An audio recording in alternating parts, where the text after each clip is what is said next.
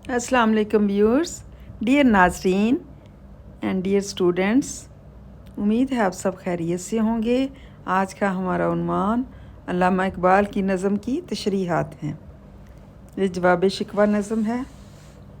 आइए शेर नंबर 3 की तशरीह करते हैं। थी फरिश्तों को भी हैरत के ये आवाज़ है क्या, अर्श वालों को पर भी खुलता नहीं ये राज है क्या। तासर अर्श भी इंसान की तगोतास है क्या, आ गई खाक की चुटकी को भी परवाज़ है क्या। गाफिल आदाब से सुकाने ज़न में कैसे हैं, शोखो गुस्ताख पे पस्ती के मकी कैसे हैं।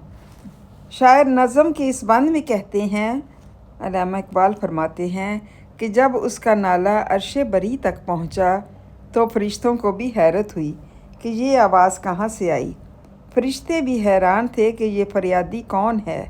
अर्श वाले भी इस राज से बेखबर थे कि ये कौन हो सकता है जिसने अर्श पर हंगामा खड़ा किया है। अगर ये ज़मीन पर बसने वाला इंसान है तो वो कैसे अर्श पर पहुंच सकता है। वो तो मिट्टी का बना हुआ पुतला है, इसके पर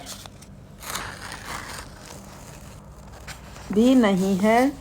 फिर ये कैसे परवाज़ करके और आसमानों को चीर कर अर्श के करीब पहुंच गया और इस पर पुरस्कून माहौल में शोरगुल बर्पा कर दिया।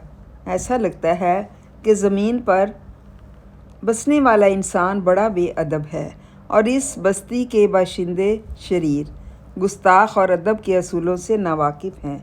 उनका ये कहना था कि इन ज़मीन के बासियों को आसमान के आदाब मालूम नहीं हैं और ये नीचे रहने वाले बहुत ही गुस्ताख वाक़े हुए हैं। मतलब आसमान के आदाब जो है इनको पता नहीं है, जो ज़मीन के बासी हैं या ज़मीन के रहने वाले हैं, और ये बहुत ही गुस्ताख वाक़े हुए हैं। उम्मीद है तलबा आपको इस शेर की समझ आ गई होगी।